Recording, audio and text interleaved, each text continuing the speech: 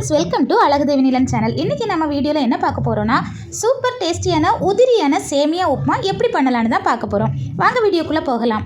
First நான் ஒரு packet சேமியா எடுத்து வச்சுருக்கிறேன். அதை ஒரு பவுலில் கொட்டி அரை கிளாஸ் தண்ணியில் தேவையான அளவுக்கு உப்பு போட்டு நல்லா கலக்கிட்டு கொட்டி வச்சுருக்கிற இந்த சேமியாவில் எல்லாத்துலேயும் படுற மாதிரி தெளித்து விட்டுட்டு 10 நிமிஷத்துக்கு க்ளோஸ் பண்ணி ஊற வச்சுக்கலாம். அதுக்கப்புறமா புட்டுக்கொள்ளில் தேங்காய் போட்டுட்டு அதுக்கு மேலே ஊற வச்சுருந்த சேமியாவை வச்சு நல்லா வேக வச்சு எடுத்துக்கலாம். ஆவி வந்ததுக்கப்புறமா ஒரு பிளேட்டில் மாற்றி எடுத்துக்கலாம்.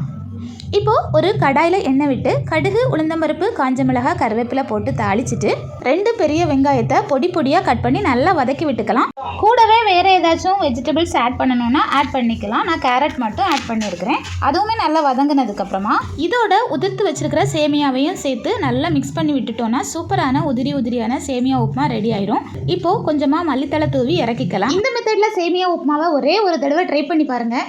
சேமியா உப்புமாவே வேண்டான்னு சொன்னவங்க கூட செஞ்சு கேட்பாங்க. அந்த அளவுக்கு இந்த சேமியா உப்புமா ரொம்பவே டேஸ்டியாக இருக்கும். எங்களோட சேனலை இப்போ தான் நீங்கள் ஃபஸ்ட் டைம் பார்க்குறீங்கன்னா மறக்காமல் சப்ஸ்கிரைப் பண்ணி வச்சுக்கோங்க. அப்படியே வீடியோ பிடிச்சிருந்தா வீடியோக்கு ஒரு லைக் போடுங்க. நெக்ஸ்ட் ஒரு சூப்பரான வீடியோவில் பார்க்கலாம். அது வரைக்கும் பாய்.